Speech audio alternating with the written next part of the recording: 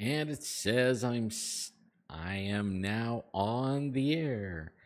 And I have the picture on. Get me out of here. He has no more bubble gum. Who has no more bubble gum? Trump has no more bubble gum. Doesn't this right here kind of seem like what we're going through right now? I mean, this is just a funny little thing I thought that I would share with everybody. You know, the way people are quitting and Trump is like trumpeting. I don't know. It just seems kind of trippy. Um, and I cracked up when I seen that and I thought, Trump acts like he ain't got no bubble gum right now, you know? He really does act like it. So, how are you guys, man? I'm here in the zone in a room that's not finished yet, and I've been working my butt off. I hope you guys enjoyed the little video I put up of, crashing. That was that took me out for a couple days, but actually, I was out for probably almost a week because of a desk. Man, this desk, the one I was using, I mean, it's huge and it holds all my gear and everything. And what I did, I'll get to the desk. I set up everything. I got my camera hanging off a chair, and I got the monitor sitting on a chair. I got the mic clamped to the chair and the mixer sitting on a box, like, this is the best setup I could do for right now. I mean, I was going to do this little hinky dinky setup, where, let's see, let me go check out the chat here. I was going to do this little hinky dinky setup, with the gaming mic and the web camera kind of hanging off the wall, I mean, I thought, man, it just I didn't like it. It didn't sound right. I couldn't do what I wanted to do, and I thought, it's getting kind of late. I worked my butt off for a while, and I was going to have Ghost Wolf call in and talk about some pictures that we have.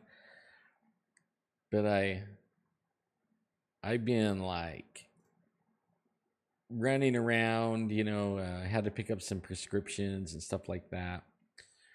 Anyways, I'm moving this desk and I'm really weak on one side. My right leg is pretty tore back all the time, right? For years. And it has this thing called RSD, or now the new name. Actually, it had three names. The first name, from World War I, they've known about this disease, and not a lot of people have it. It was caused by blood loss, lack of oxygen, and it kills nerves. And if you have, like, when they would put it, like, say the soldier got a wound in his leg, they would put a tourniquet on it, and it would cut the blood flow off.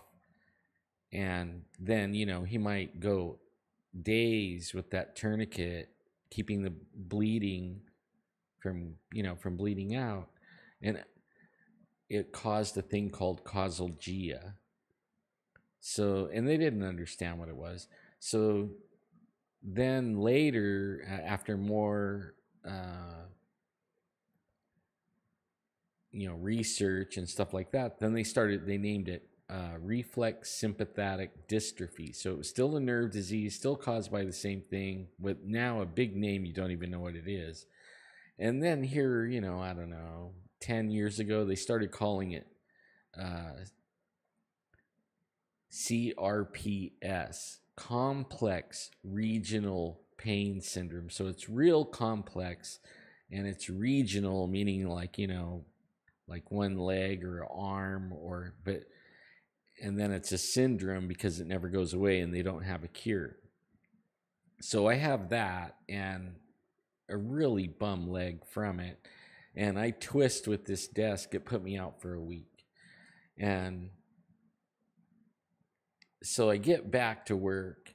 I'm after the week, and I mean I was pretty out of it, I get back to work the very first day and I trip over a cord and I go flying across this room, and hit the wall, boom. And what I did was I set a camera up in the corner and I put it on 4 times speed. So everything's going to be in fast motion. And I didn't really, I just wanted to play with the camera. I really wasn't doing it to show anybody, right? And I wish I would have had the mindset to stand up. I guess if I was thinking if I was going to share it, I would have stood up and, did the I'm okay thing, but only I didn't do that because I wasn't really intending on sharing it. And then later on, I had to go lay down after that one. And I mean, it didn't hurt me bad, no broken bones or anything like that. But I was sitting there and I was thinking, hey, you know what? I have that on the camera. So I pulled it out and I was watching it. And the Benny Hill music came to my mind, right?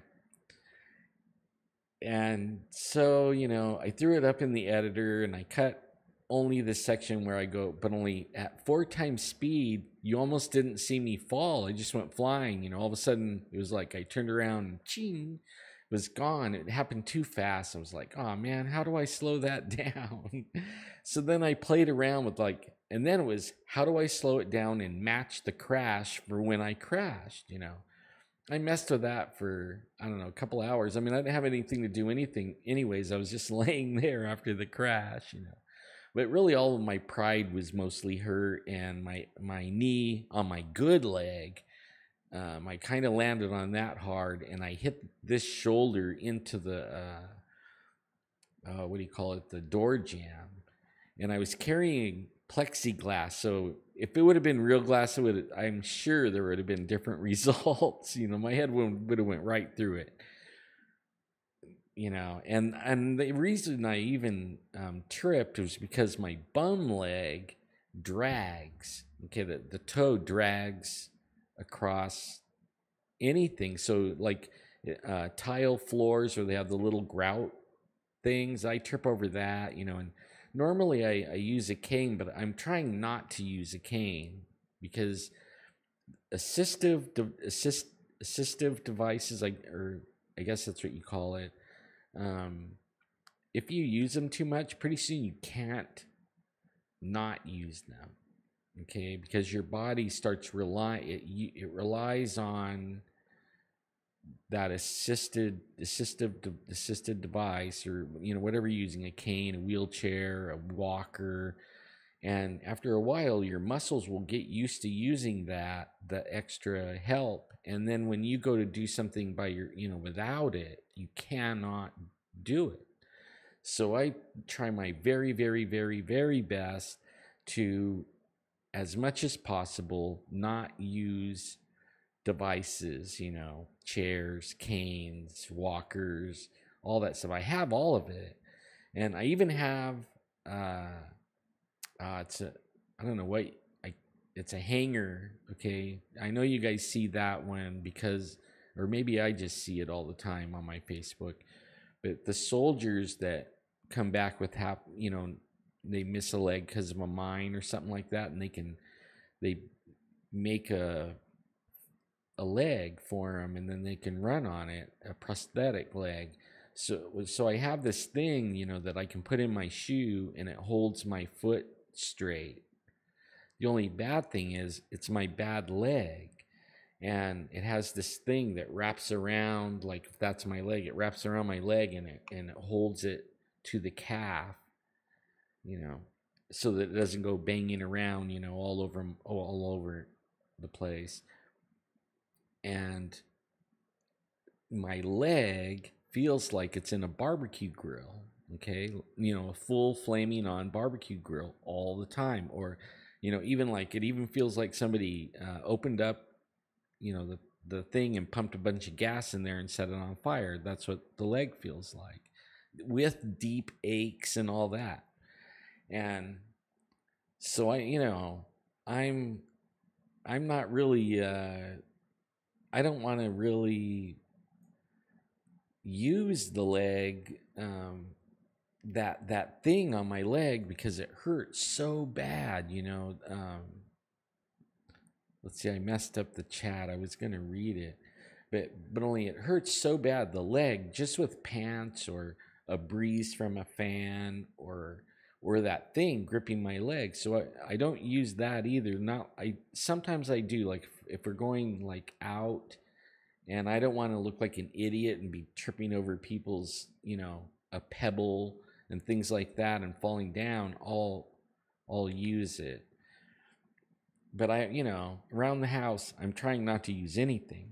And lo and behold, a little bitty cord, and I flip right over it with my bad leg and go crashing down, you know. And but only all this, and then the wall behind me and all the walls. Yesterday, I washed all the walls, so that meant I had to rinse all the walls. I filled all the holes, and now I'm starting to cut in, and then I can move in this room. Finally, you know, I'll have my own place where I can just set this stuff up, turn it on, sit down, and go for it, right? I can't wait for that. I can't wait for that. And then, you know, I forget to get on my phone, you know, even though Chuck and some other people, they remind me all the time, just turn your phone on and do it. But either I'm working my butt off or I'm laying on the bed sleeping or I'm running errands and I just don't think of it, you know. I just can't wait to get this all set up. So right now I have it all jerry rigged and it's late. I worked pretty late and then had to do some errands and then came back and then fooled around with this little jerry rig setup I had with a gaming mic and everything. Was like, no, you know. So then here I am digging out boxes and everything, setting everything up, sitting on boxes and chairs, but I made it. And now I'm going to say hello to everybody. Yeah. Oh man, there's a ton of people in here, you guys. Wow. I look down and there's a bunch of people. Let me see. What do we got? We got Connie and David Martindale. You know what? I love your guys' comments on the video, and laugh all you want because I was rolling laughing when I made it. I mean, I was a little bit upset that I couldn't line up the crash with the crash, right? But I still thought it was pretty funny, and it showed, you know, that I'm alive. If I keep up the accidents, I might not be, but you know, you'll hear if I die or, you know, wind up in the hospital or something stupid. And Ghost Wolf, hey man, I can't figure out how to do the Skype, you know. I just don't know how, and my cell phone's dead, of course, so I can't take a cell phone call. Hey BZ, man, it was really good talking to you the other day. And on your show, you're good, man. I listened all to the rest of it. I was chatting. I had I didn't chat in your chat, but I had like 10 message things open. Was like everybody was they loved the show and they were chatting with me. So I hope that gets you encouraged, you know, and you keep that energy that you got, man. You got some energy. I love that energy. I wish I had that, and the vocabulary and, you know, the sharpness of the mind that you have. I lose all that, you know, but I do the best I can, and I'm having fun, and that's really, if I'm having fun and everybody else is having fun, I'm happy, you know. And I have fun on your show a lot. So I love you guys, man. You guys are the best.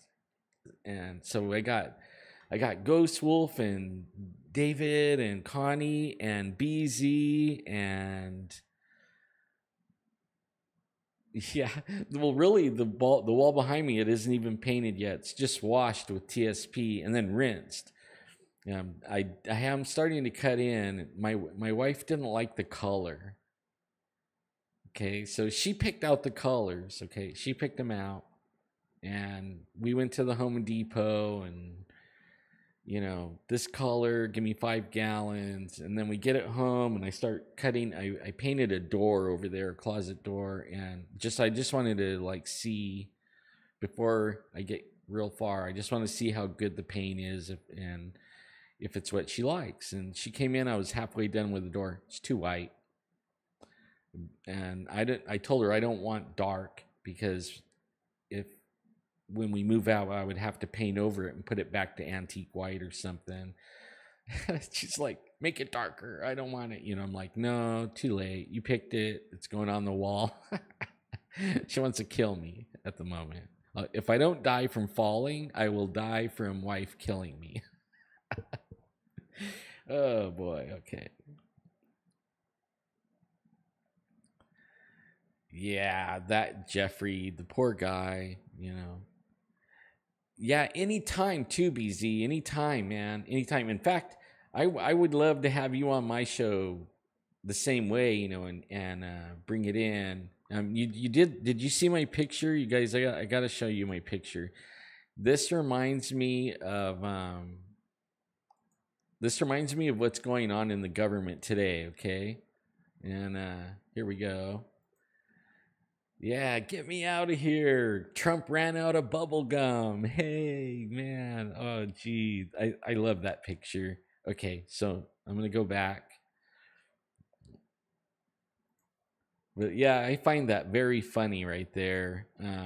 It seems like how everything's going right now, and the media is like, obey, obey. This is what's going on, and we all know they're lying out their ass. You know what I mean? But yeah, so oh man, I'm having a hard time with my mouse. You might hear my mouse banging around on this chair in front of me that's got all my equipment on it. Okay. Yeah, and you know what? Enjoy that clip. You share it around, to your family and friends, and let them watch me fall down. I mean, I think it's funny as heck. Some of my grandkids had to call me, and they said, "Oh, Gramps, we know that hurt, but we laughed, and we watched it like 10 times." And that's what I was shooting for that. I thought it was funny, but I didn't know that everybody would love it as much as I did. So that's, I think it's funny. Okay, man. Oh, hey, Sword Point. It was good being on your show the other day, man. You get my picture. If anything, I bet you get it out of all the people. I want to do a show on that too, and we'll work on that other channel. We're working on doing Kaiser's Castle and everybody having a castle, so you'd have your own show on there, and I'm looking forward to it. I can't wait until I get all in the other room and all set up where I could just walk in, turn on everything, sit down, and go. You know what I mean? And then when I'm done, turn everything off, and I don't have to do anything again, man. I am working very, very hard to get that far. But yeah, man, I'm excited. I'm excited to see all you guys in the middle of the night too.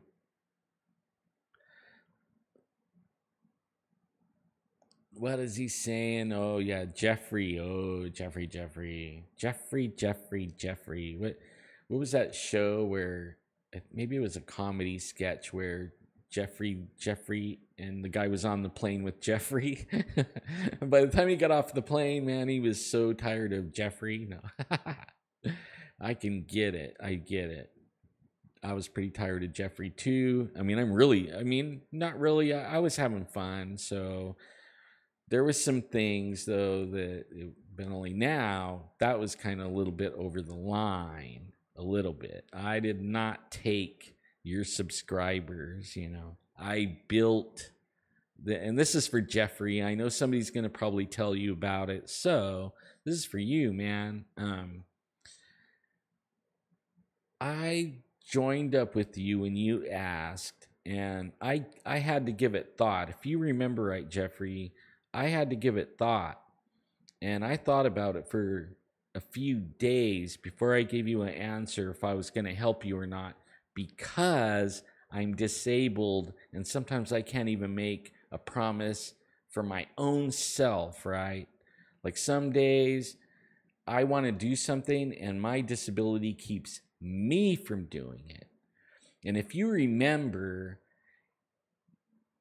if you remember, I told you that one of the things that if I did something with you that would be that I didn't want to do was ever let you down.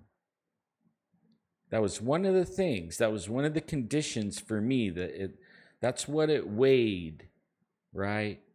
It was like, dude, if I'm going to join your thing and do your thing, I don't want to let you down. And then you're like, don't worry about it. Don't worry about it. So I joined up with you, and I mean, we started with absolutely nothing, hardly anyone. We were sitting in that little bitty room. I mean, I know you remember. And then we worked, I don't know, 3 years or something like that. And then I said, maybe we should be sharing this on YouTube. You're like, go ahead, YouTube is worthless. That's what you told me. Like, there's nothing in YouTube, nothing. It won't help us, So go ahead, do whatever you want. So I did. Only I put it on, you said it wasn't going to do anything. So I thought, maybe you're right. It might not go anywhere. It might not do anything. So I started building, I had the YouTube channel for a long time, no videos on it. Probably had it for 5 years, just sitting there idling, like since 2012, something like that, or maybe even longer than that, 2008, maybe. Yeah, 2008, I think. But only, I mean, it's so, like, I've had it for 5 years. My bank account's attached to it. All my, PayPal, eBay, Amazon. I mean, all this stuff's connected to that account.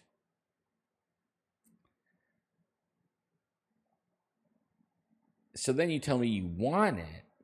You want the YouTube channel. You're going to fire me because I'm disabled. My disability is now getting in the way of the TV, okay? And that's what you told me.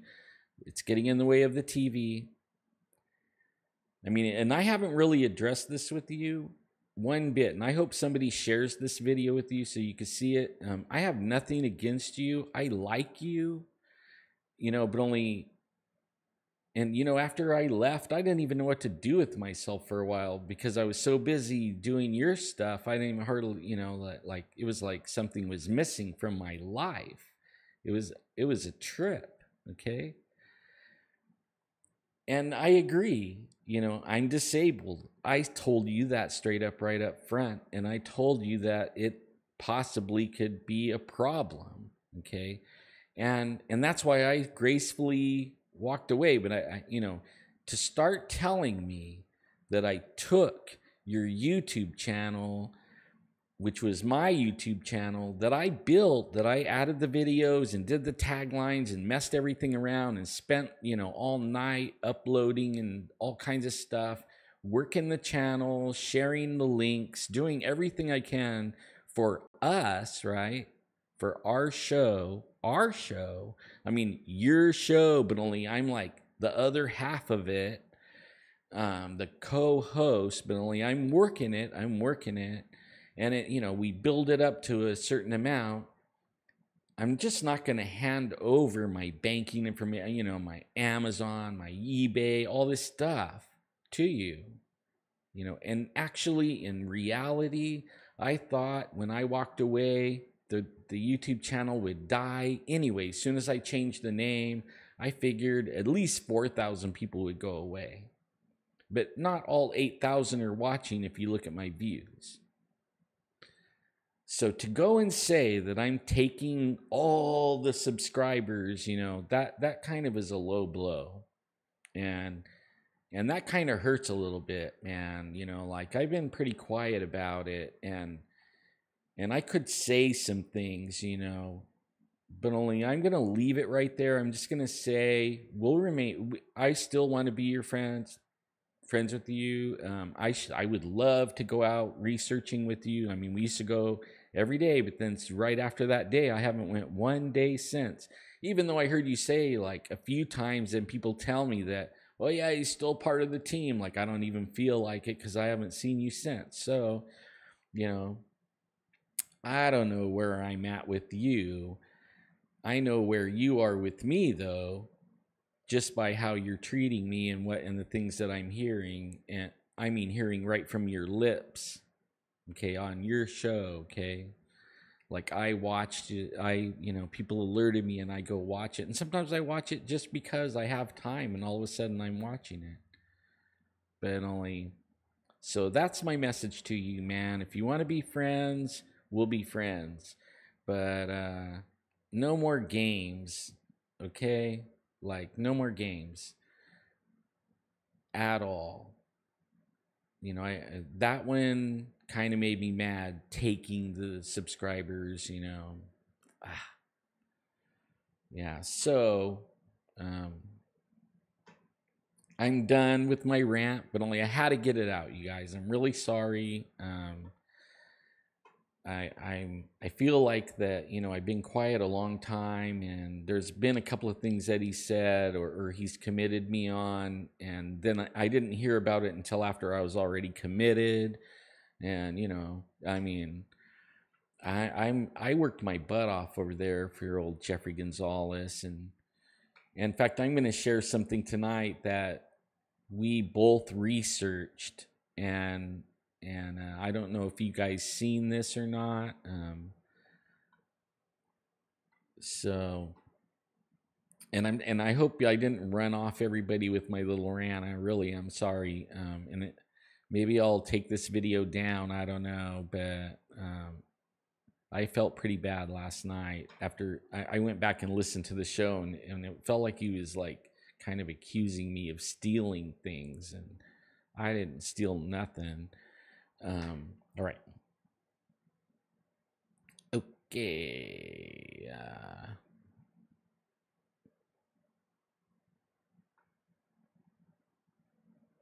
Yeah, you guys are my big deal. I mean, Pam's like saying, "What did I get out of it?" I mean,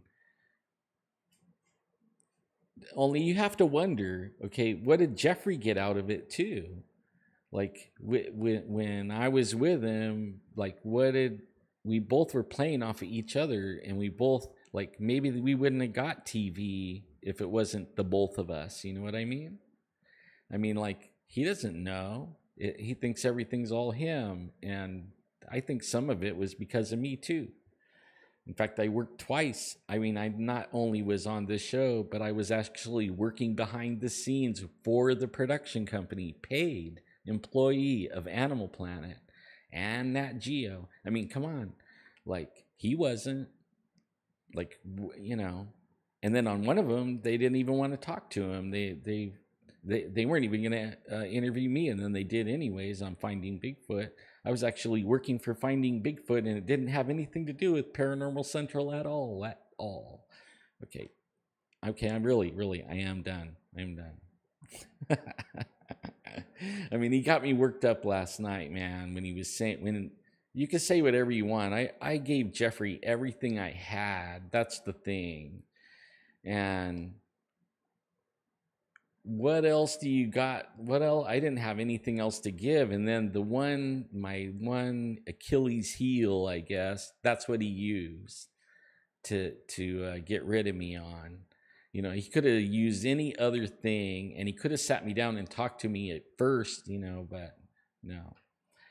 Okay, so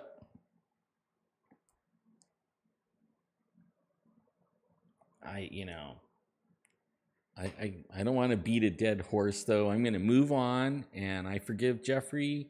I don't hold grudges. I just wanted to air out my opinion that, you know, I don't do that to people. I never did anything to him at all, except for give him everything I had. I mean, he even still has some stuff that I just left there, and I figured he could use, you know, and I haven't even asked for it back. And it was pretty expensive item too. But only I'm not even asking for it back. It's like if he could use it to better his, I want to see him make it. I do. And why do you think I would stay there that long? Okay, really, I'm done. Okay. Now, I am so sorry.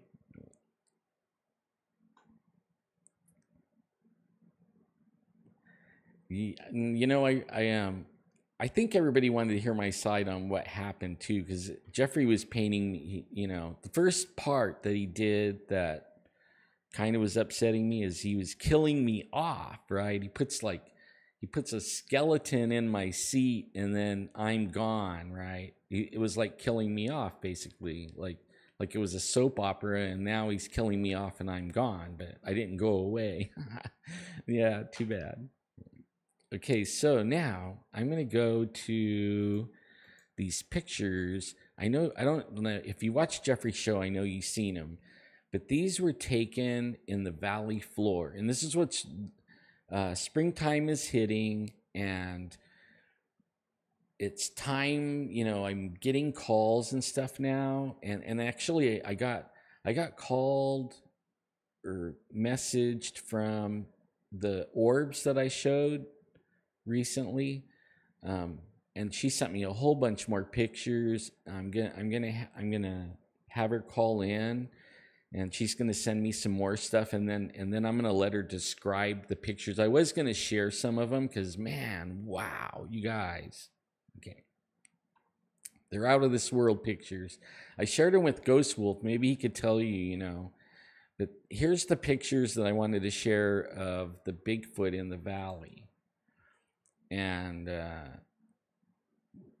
what you're seeing on the right side is the cast of the actual footprint that's on the ground, and it's kind of distorted in the middle, but you could see the drip line. Okay, and this is in an orange grove or orange orchard, whatever, however you say it, and you can see the toes. It's like February, right? This is February. It's freezing cold, freezing. And somebody's running around out in the oranges barefoot with a pretty big foot too. And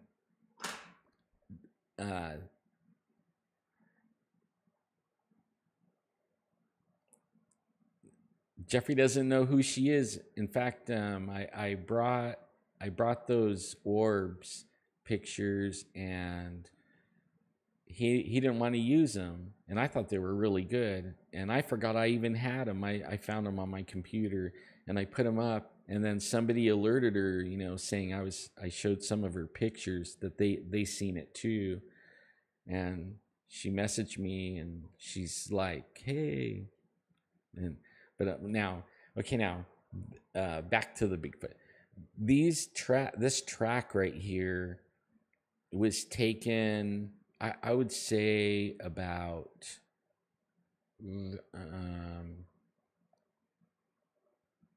I would say about 8 or 9 miles out of the mountains, in the flatland, on the valley floor, only maybe 5 minutes from my house.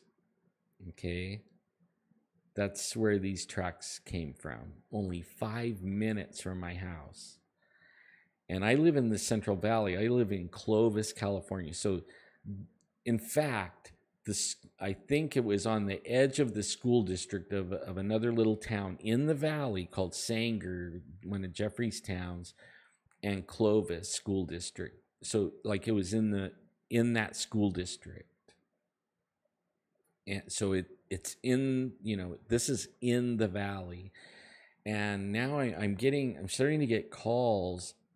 People heard about these things, and they rather like talk to me, and I guess I'm easier to talk to or something, and so they're calling me and saying, hey, you know, let's go out here, that we want to look, like, I guess once these things run by, sometimes you can't find tracks, but at least I could get there, you know, talk about it with them, and see if I can't figure out how they're really moving in the valley, like how, like, what are they using for cover in the daytime? I know what they're using for food. I mean, this place is food central. I think we grow the food, and that's probably why they're in the valley, and they've probably been in the valley, but we grow food for the world. We're like the breadbasket of the world here.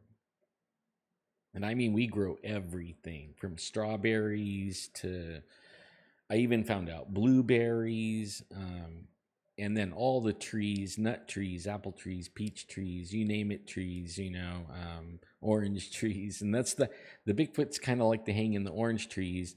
I thought they were hanging in there because it was for the oranges and the tangerines and the lemons and all that. Only what I found out from following them around and checking these stories out is they're really using the orange grove for cover.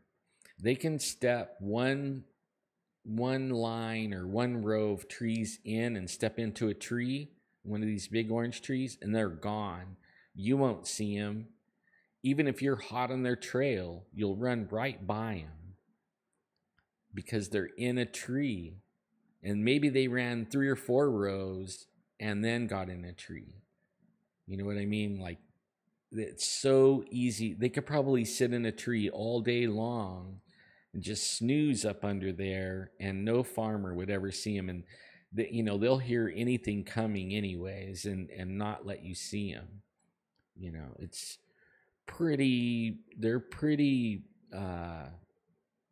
They're ninjas. You know what I mean? I was calling them ninjas of the forest. Now they're just like apex predator ninja type hominids. And sometimes I even think that, in fact, I'm leaning more towards it every day, that they're even maybe interdimensional and some other stuff too. I mean, there's some things that I can't explain. And there was this book, Quantum Bigfoot, and it actually kind of explained how they could do that if you went into the quantum realm. And I was thinking, man, these things are cool, and now they're all the way down here, right where everybody lives. I was even telling BZ, I think they're over there too. I want to go over there and hang out with BZ for a week or maybe 2 weeks, and go stay up there and go looking around his area along the rivers. They have some big old rivers up there and green areas and stuff like that. So let me see that. I think that's all the pictures I got. And let me see. I still like this one though. I guess maybe I'm the one that ran out of bubble gum tonight, huh? Oh gosh, yeah. I ran out of bubble gum, So everybody better get out of here. No. Okay, well, that was fun. And I'm sorry I went off on Jeffrey so long. I didn't mean to, but it's been kind of building, and the only way I really could get in touch with him really is either messaging or this or that. But only this is really good because right now I'm looking everybody in the eye, right? And I love you guys out there, all of you, and I think you guys made the decision to do whatever you're going to do. I don't think it was up to us, really. You know what I mean? Like I know people that go on the air and, they never get past 100 views and they do all kinds of stuff. You know what I mean? And so I think it's up to the people and maybe a little bit how we are. We got to be interesting or engaging, I don't know.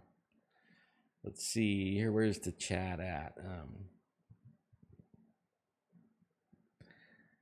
Yeah, I'm not mad at him really. What I'm more like is don't understand where's all this coming from. You know what I mean? Like, I stuck with him through a lot of people, and was egging him on and trying to get him to go, and all I did was get griefed. It was almost a relief to go because it seemed like I was just a bother after a while, and maybe I should have just cut and run at some point. But I believe, and I believe it for every one of you guys, I believe that if you want to be something, or do something, I believe you can do it. And I believe if you stick with it, it's not all about how much money you spend. It's about your enthusiasm. That's how you say it, enthusiasm. How your knowledge of what you're talking about. If you like research it and you know what you're talking about. I think some of it has to do with how your voice sounds. Like, if you sound like this and and the people can't have, you know what I mean? Like, that has a lot to do with it.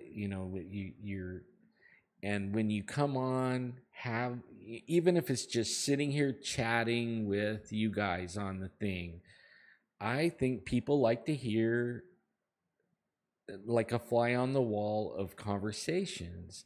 Even if I'm just chatting with you guys and you guys ask me a question and then we feed off of each other, I think it's kind of fun. And in fact, I love the chat. You guys are great, man. You guys go in there and you have stuff going on and I'm not paying attention. You're still going, and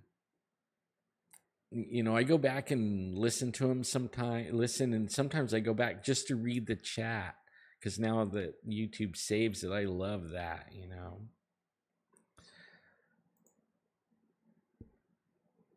But let's see now. So really, that's all I got, man. That I came in, I wanted to show you guys the tracks and talk about a little bit about. This is my direction, I'll be doing some like I want to do with Ghost Wolf. Ghost Wolf's gonna come, and I want to take him to the mountains where it's known where we can go right to a Bigfoot spot. And I actually believe that if the Bigfoot read you as we go in there and you fit whatever category, they'll reveal themselves to you. They don't reveal themselves to everybody. I know I've been with people and we've gone for years and all they ever hear is the voices and the knocks and stuff like that, but they've never seen one. And I'm with them, and when nobody's around, there it is, and it reveals itself to me, and I know that's what they're doing.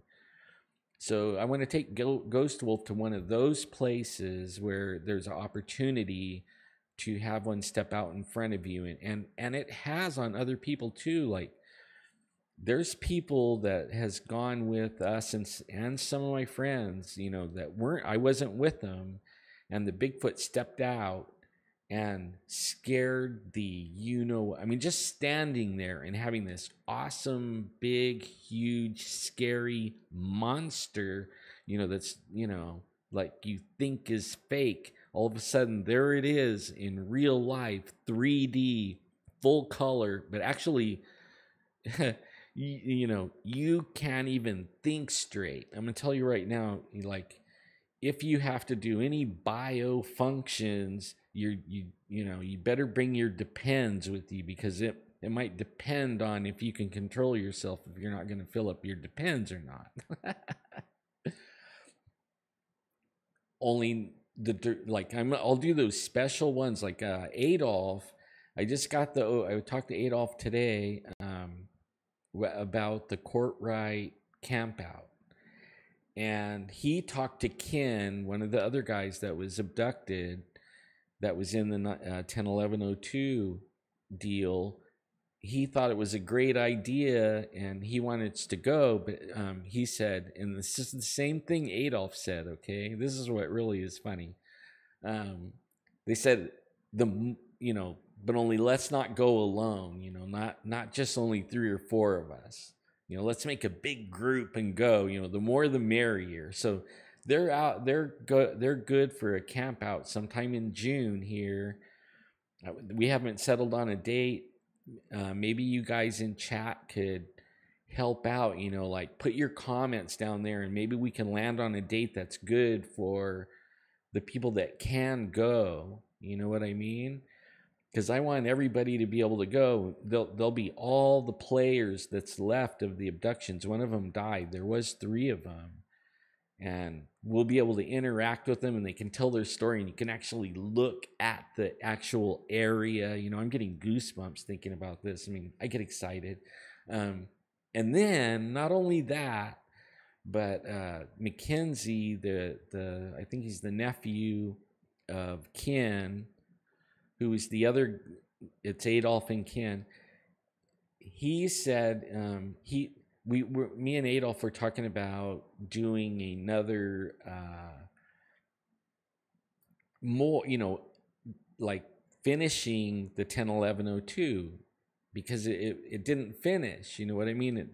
There was more. There's more, and it didn't get covered in the first one. So we were going to go and do, finish it, like complete all the information and do like a second one. And Adolf wanted to call it The Awakening, but I told him, I think there's a movie like that. He's like, yeah, I think there is, but we have this idea, to do that. And so Mackenzie is going to be up there too, taking notes, not really, maybe doing some B-roll. B-roll means just footage that you can use and cut into the into the movie. And maybe he might do a few interviews or something with Ken and Adolf, finishing off 10-11-02. So then we have like 10-11-2 part 2, which is kind of cool. And so be looking forward to that. And maybe you guys can start landing on a day, you know what I mean? Like in June, it has to be a weekend because everybody works. And I would like for all of you to go. And I know that there are a lot of people that listens are close. They're maybe an hour or less drive from here. So, but I know there's some of you guys, that are real far and probably can't do it, but I want Ghost Wolf to go. I know he's only like an hour and a half or 2 hours or something like that. A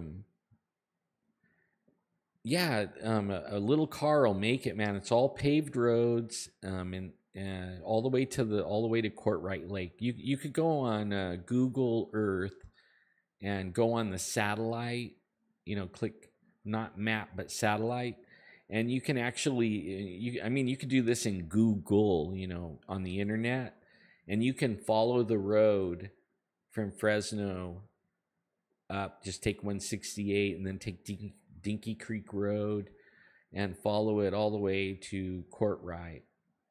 And it's decent road, cars, there's nothing that you can't drive in there unless your car can't make it up a hill, something like that.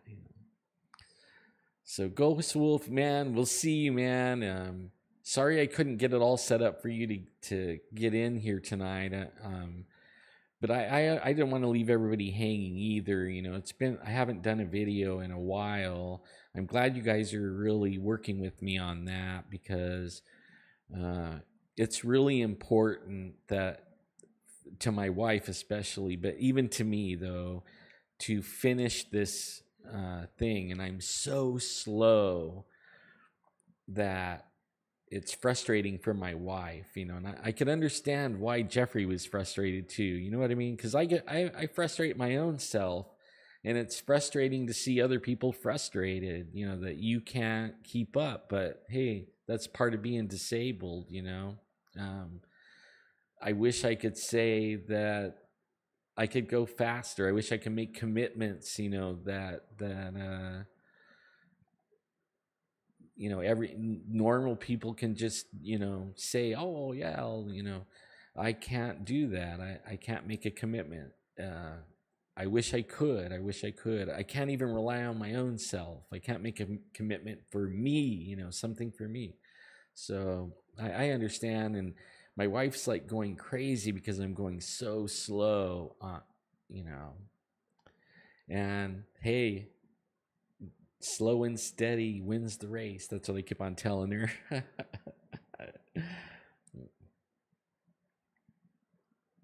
Adolf said he's not going to go to the Philippines till somewhere in September. So actually, we could do it in July if we want to.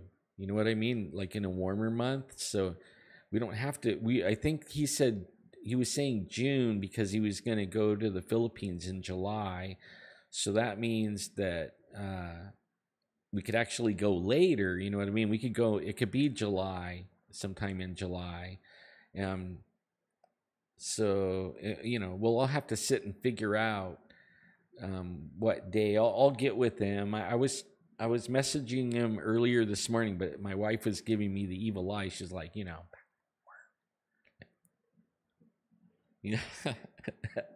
like, you better finish that room, boy.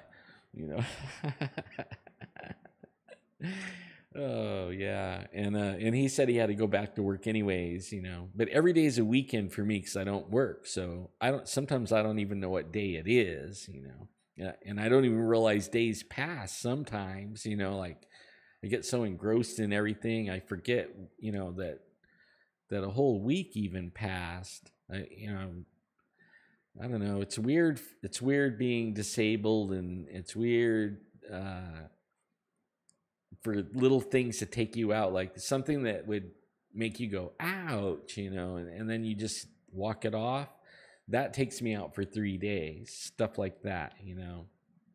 So I get it. It's frustrating because it's frustrating to me too, but and I can't wait. I want to set all this up in one room, have it already, set up, and just walk in, turn on a switch and say, hey guys, and do it as I mean, once it's all set up, you probably will be like, does the dude ever shut up?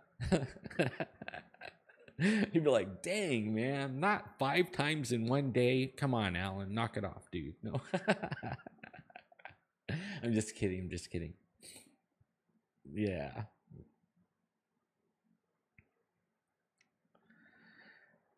Yeah, so what's up in the chat zone? Let me see.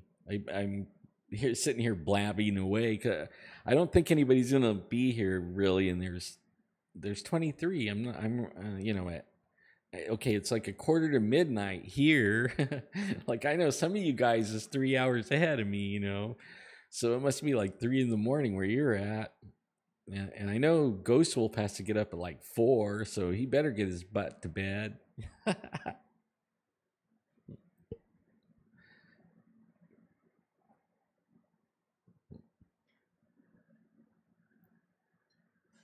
Oh, hey, a clapper. Wouldn't that be cool? That would be a trip. Let's see. 750 where you are. You must be in Europe. Well, like, where are you in Europe? Like Amsterdam, my favorite city.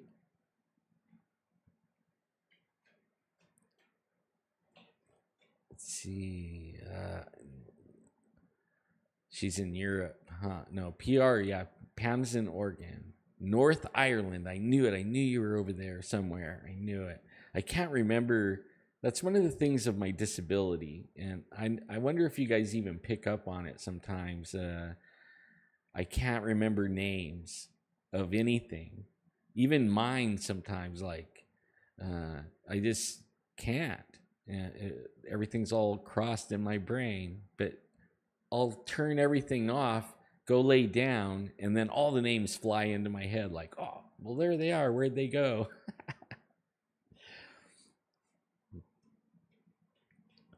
No camp out in California near Fresno. Yeah, but only you could go right out 10 minutes and you could probably be in Bigfoot world over there. But you already, I think, Pam, you're the one with the Gugwe, right? I would love to have you call in and tell your Gugwe story one day. That would be so cool.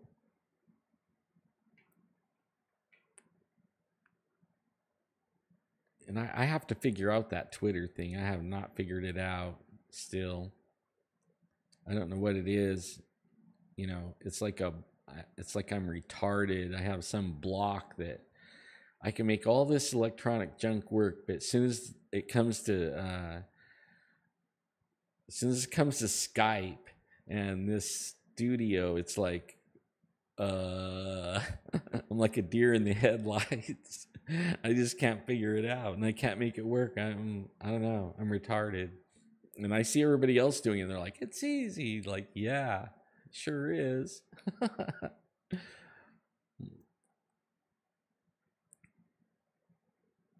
Yeah, I bet you do. I bet. 'Cause that's a scary looking critter that you have on your shirt.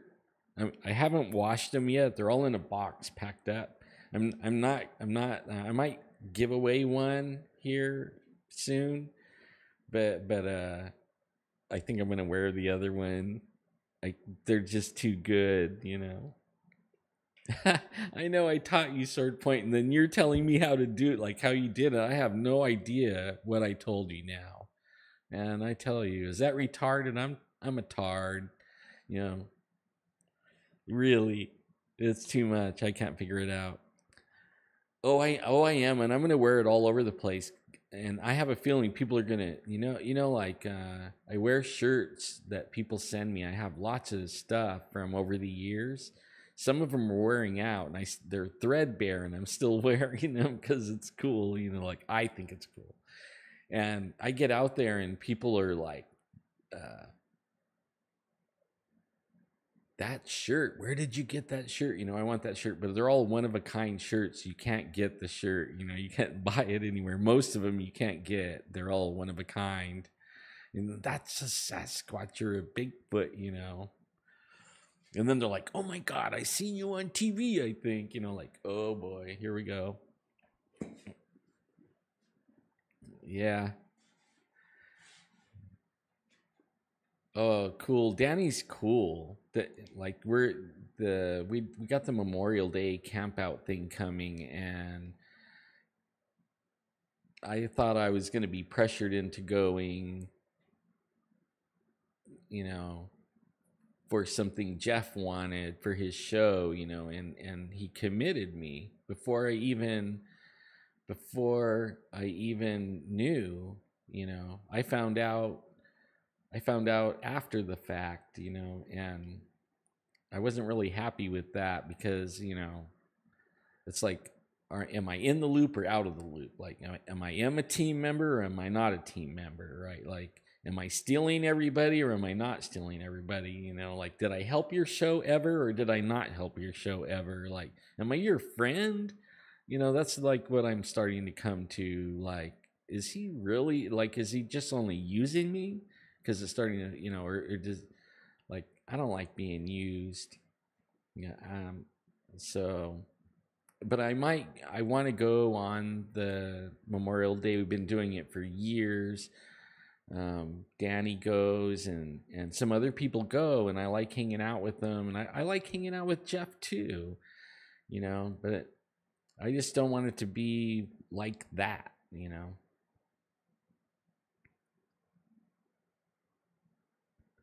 I'm coming to that conclusion that he just used me. That's it. As soon as he was done with me, he hasn't hardly talked to me, not even at all, and that kind of hurts because I thought he was a really good friend. We've been around, doing a lot of things for a lot of years, and then just all of a sudden, and then it's like, I only find out later he needs me when he commits me, and he doesn't tell me, and this time, a couple of times now, the other part fell out, and I didn't, after I find out and work it out with him, and then it falls apart, and he didn't need me anyways, and then I don't hear from him again it's like, okay. And sometimes I post on the thing. I don't know. I like Jeffrey's cool. I think he could be whatever he wants to be. I'm cheering for him to make it in TV and all that. I know what he's put into it. He has worked his butt off, and he's taken risks, and he's doing everything that you would do if you really, really want it, and I'm impressed by that, and I respect it, but I don't respect the other part.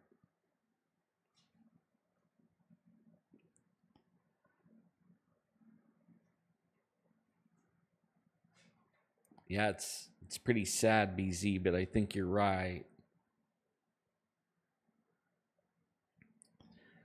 But only I'm not that way. Like, if any of you guys out there are doing podcasts, or you want to build a computer or a system, you want to figure out how to do your own podcast and what equipment you might need, and you got to do it on a budget. Let me know, because I'll share. I'll teach you. I thought about doing a video on that, like what I use to do my channel, because I'm on the cheap, really seriously on the cheap, and I hope I sound okay, and here I am, like, hanging my camera off a chair and everything, and I bet I'm doing all right just like that, probably. That's what I do, James, is put everything in God's hands. But I know that video is a powerful thing. It's a powerful tool. I've been around the world with a camera. I've been to Africa and Europe and all over. We've been all over my local area. I've hung out with movie stars, man. I used to work with Richard Kiel, the Jaws from the James Bond movie, and for like years, 3 years. I was his personal camera guy, and followed him around, did all kinds of stuff, and met all kinds of people. And so video is a powerful, powerful tool. In fact, the mainstream media is using it right now, and they're creating sheep, but it's about to get all blown out, and we're going to see the truth. Trump's going to pull back the curtain, as Swordpoint would say, and let us see inside of the workings of what's going on. And he's the circus master, and he's pulling back the curtain, and they're playing like 4D chess, and they're winning. They actually got the bad guys to come out, and like, they pulled their bluff, and the bad guys thought they were all safe and started writing books and doing all kinds of stuff. And the next thing you know, they're all in trouble, and maybe treason even. And they did it their own self, and they didn't even realize it. They were just so comfortable. They've just been doing it so long. They're above the law, and they just don't think they can't get caught. And that's all he did, was feed them the rope, Next thing you know, they're all swinging. I think that's so cool. But yeah. Yeah, he was the James Bond guy. My favorite line, and he would do it for us. Like, we would go to dinner and stuff like that. And I would have, I was like his biggest fan and a really good friend. But yeah, no, maybe I was his littlest fan. Because he was definitely big, and I was not very big standing next to him. But he would do the one like, "I'll meet you in the parking lot," like that. I always loved that one. Or "I'll see you in the parking lot," something like that, when he was telling that guy in Happy Gilmore. That was great. And then my other one was when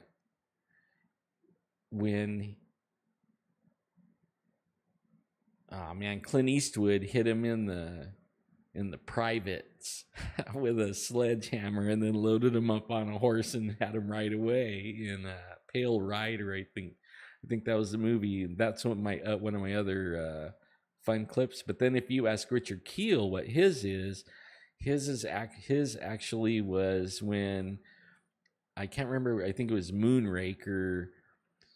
He had a big boulder, and they would let him I don't know what you call it. He could change what he was supposed to do, and say, like, he was the only bad guy that didn't get killed, and they kept him in, and he kept coming back, right? That was actually Richard Kiel's idea. They were going to kill him off in the first one, but he's like, "Man, don't kill me off. I have these ideas." And when he told them, they're like, "Oh, don't kill him off," so he couldn't die. And his favorite one was when he was beating up James Bond, who was I can't remember that guy's name, but he was beating him up and throwing him around. He said he loved it, grab him by the neck and the head, and kind of just toss him like nothing, because he really could do that, when he was healthy. Before he had his car accident, that guy was strong, man, and he weighed a little over 500 pounds, and handcuffs wouldn't even fit around his wrist. Like standard handcuffs did not fit. He was big, and he said he liked to play like fun, and he was beating him up, and I guess he picked up their van. They were trying to escape with the girl, and they drove off, and he picked up this big block, and they were in Egypt, and all of a sudden he dropped it on his toe. And that wasn't written in the movie. A lot of it wasn't. He just was doing it, and they let him do whatever he wanted, and it was so cool. Oh, I think I seen Pam's leaving. Bye, Pam. Night.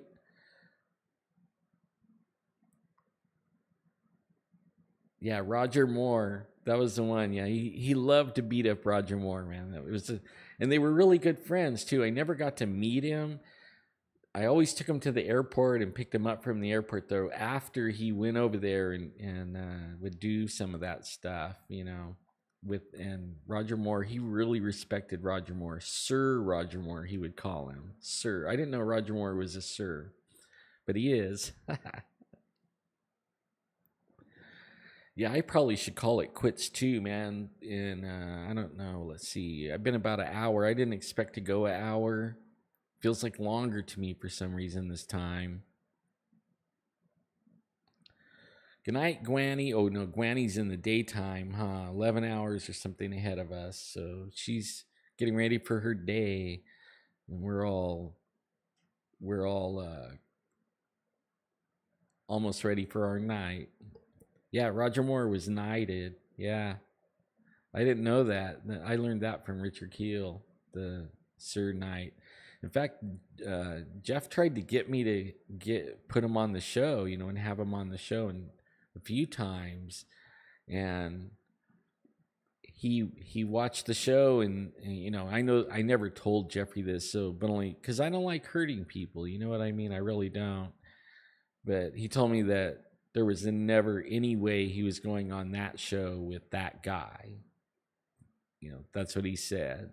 He said, I can't even listen to him for 5 minutes. So, and I didn't go back and tell Jeffrey that, but Jeffrey might hear that now because I'm saying it on the air, but that's what happens. And there was a lot of them like that. And I don't, I'm just going to be honest. I don't think he was being honest with me. And I wasn't lying to him, but I wasn't telling him anything either, what I knew. I was saving him. I wanted him to go and be a star and everything. And don't let anything get you back. Keep on pressing forward and be your best and keep changing and see what works and follow what works. Do it. Don't reinvent the wheel. Just do it.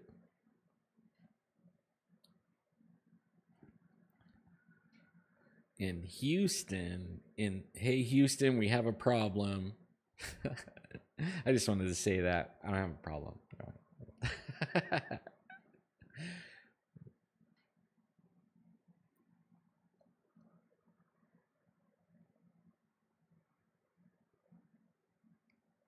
Yeah, one of the things that was kind of cool with Richard was, you get to meet people, stars, like we got to know. He's really good friends with, I think his name is John Quaid, and he was the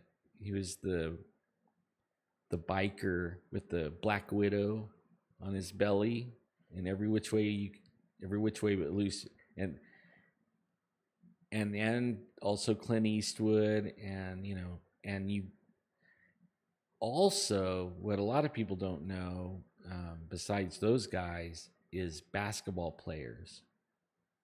Like, you'd go to his house and you wouldn't even know anyone was visiting, and you'd go in there and there would be like 5 pro basketball players because they belonged to a club that nobody belongs to. It was the Sky High Club. They were already, way up there, big old dudes. And you could walk in there and, see Michael Jordan, or, you know what I mean? Like, and I just like melt into the wall and become a fly, just on the wall, just soak that up and just think, dang, man, that's Larry Bird, stuff like that. And they're talking about shoe sizes and who's, they have to have their clothes custom made, and sharing who's making their, stuff like that. And it's that was cool, really cool, really cool. Yeah, he was a really good friend. I don't know if you guys know, like, at his funeral, he believed in God, and he was a really strong faith Christian. In fact, we went, and his daughter was Little Miss America, and one of her things was gymnastics. She was like a gold medalist in gymnastics as a little girl, and also Little Miss America. So that's a lot of the videos that I would do, is following them around, like video biography type thing. And she broke her wrist on one of the gymnastic things. And I mean, she was just a little girl, like, I don't know, 8, something like that. And she called us up there. It would be my dad and a friend of my dad's and me. They're like we all have to go pray for her, that we got this reputation that we could exorcise demons out of people's houses and off of people. We could pray for people and they would be healed. I mean, we would watch bones heal, stuff like that. And we went and prayed for her. And I think if you buy his book, it even talks about it.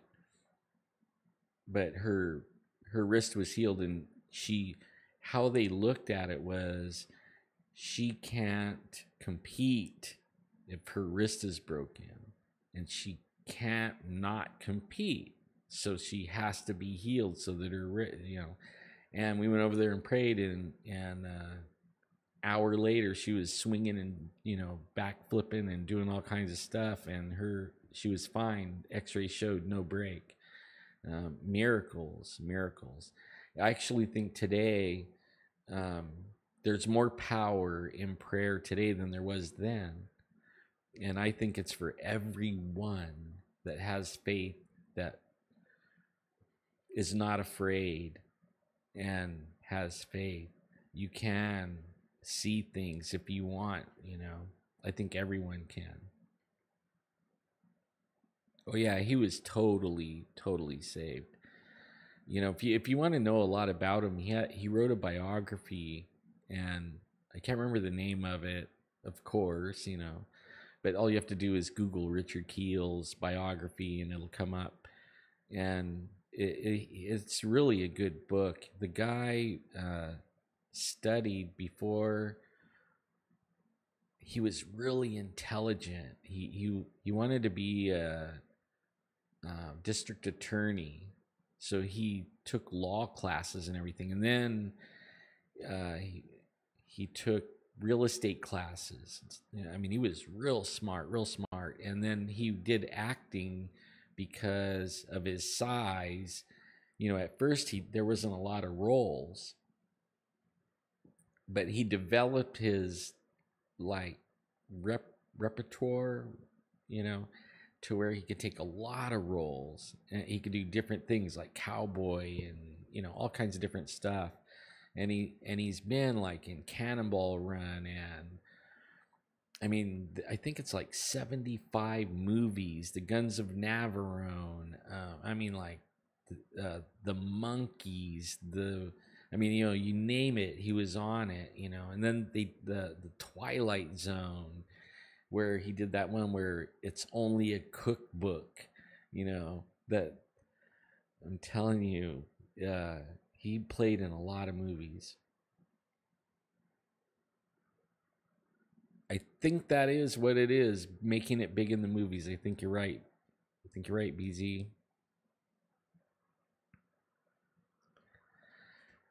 Yeah, I think he actually was 72. No, I went to his 72 birthday party. You're right. He was 74 when he passed. Yeah. He had the best funeral in the whole world, man.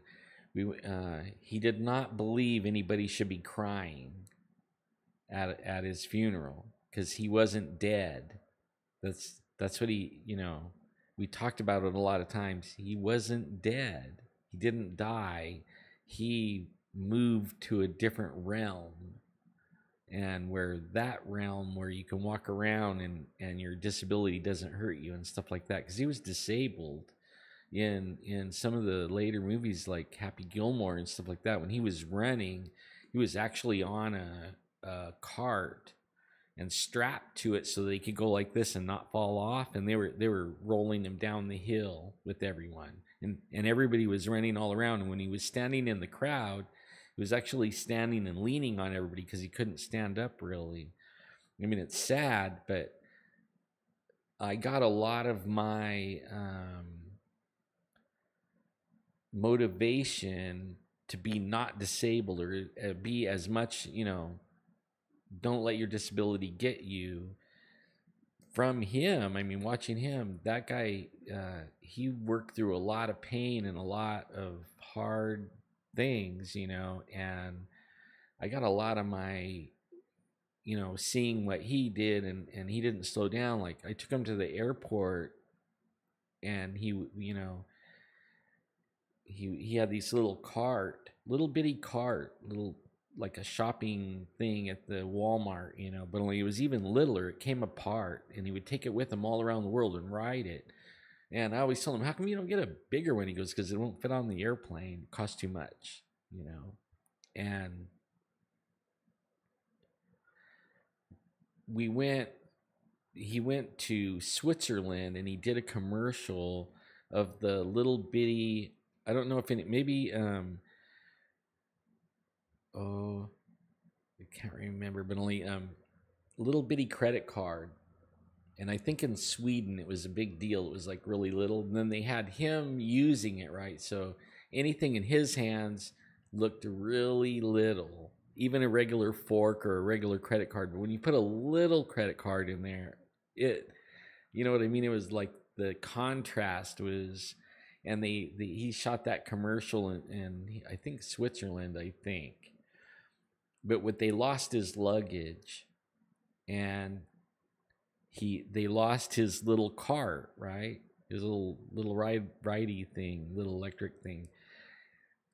So he I go on the plane, and I'm like, well, how are we gonna get you out of here? Like, he weighed like, he always he felt bad, about his weight, even though he wasn't fat at all, not fat. But he didn't like to say over 500 pounds. So he would say 475 or 450 or something, something around there, And I went down to the baggage guys, and we got this little pickup truck that they had, like a little Toyota or Datsun truck, And we backed it up to the steps, and he came down, and he couldn't get in the truck because he's too big to get inside the truck. He did not fit in the cab at all, right? There was no way he was going to get in that. But he sat on the back of we let the tailgate down, and he sat down, and the truck popped a wheelie, right? Dong! Man, that was so funny, man. And finally we had him lean back into the bed of the truck, and it lowered the truck down where the front end was kind of touching, kinda. And we got him over to the, you know, to the gate. But only when he first sat down, that truck just went bang. And the same thing, we loaded him onto a golf cart, and he said the golf cart wasn't going anywhere though. We had to think of something different from, to get him from in the terminal out to the car, because there was no way. So we finally we had to drive the car into the terminal, his van that he could get in and be comfortable in, and he got off, and it had, you see the golf cart with the seat that's on the back, little, bench seat on the back of the golf cart. As soon as he sat on it, donk, and went straight up, dumped everybody out. And it was pretty funny, man. It was really fun hanging with him. Great memories. Great memories.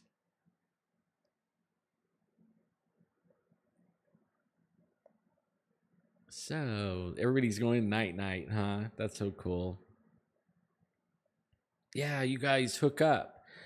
BZ and Sword Point, man. You guys have a lot in common, and your topics are in line. You guys do good. I'm serious. You probably would understand all the lingo too. Like Sword Point 9 uses code. He's the code talker in BZ probably knows the code, but he's really good at the he's Mr. EIB. He's the next EIB network. Do I miss Art Bell? Yeah, a little bit. I kind of got burned out on him, really, tell you the truth. I'm not taking away from that. He really, I wouldn't be here. None of the guys that do this would be here if it wasn't for Art Bell.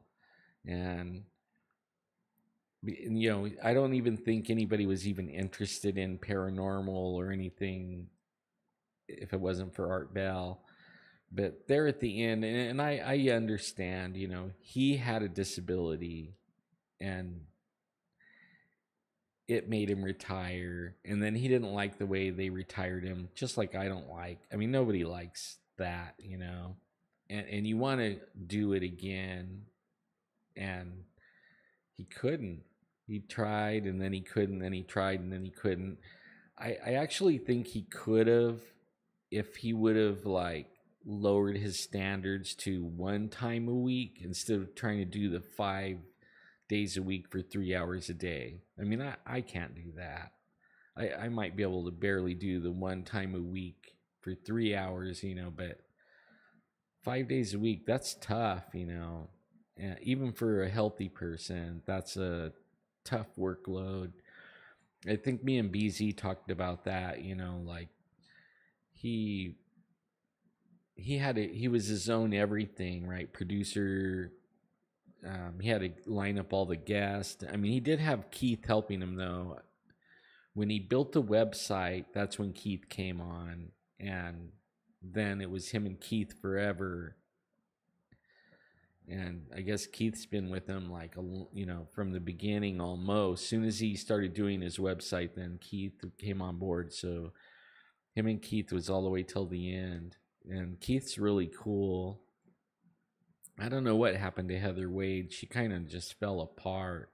I heard she had a nervous breakdown and she's not coming back. I hope she gets over that, And who knows? Maybe Art was coaching her on everything, and she doesn't feel like she could do it without him, because maybe he was right there every minute, pushing her and building her up and stuff like that.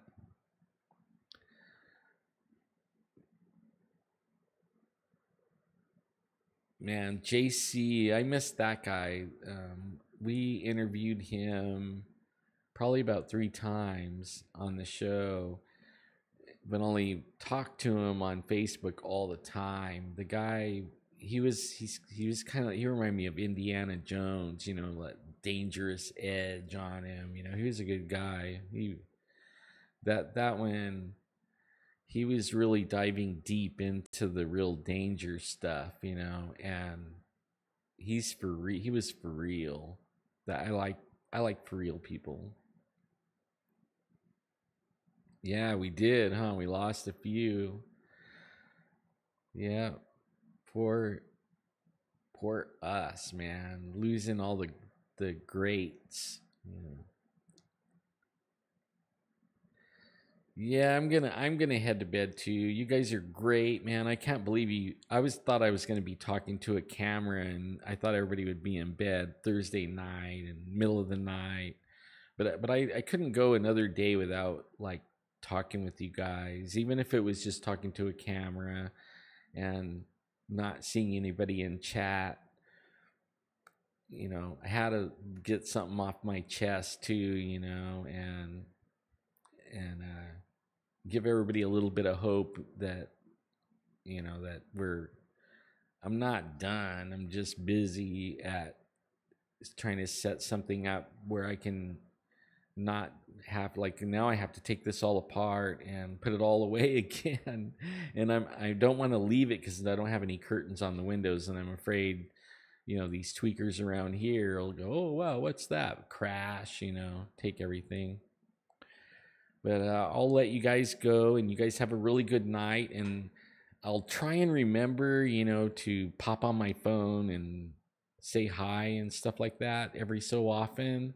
I feel like I should bring content, though. You know what I mean? Like have something to talk about. But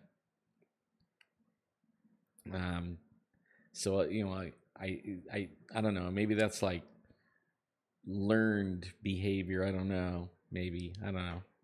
But you guys are great. I love you guys. I'm praying for you all the time. Add me to your prayers that I could get all this stuff done in a timely manner. I'm going to try to have it all done by the 1st, at least this room. And then we're going to do the other one that we're sleeping in right now. We're going to move everything over here where I'm at, and then go into that room and rip the carpet out and paint. And then I get to set it all up permanent, and put up security cameras for the tweakers, a couple of shotguns, we're going to keep them guys out, but you guys have a really good evening. Keep me in the prayers. Prayers work, and I'm agreeing that all of you are blessed abundantly in Jesus' name in every aspect of your life, and that is everyone within the hearing of my voice. And you guys have a good one. Good night.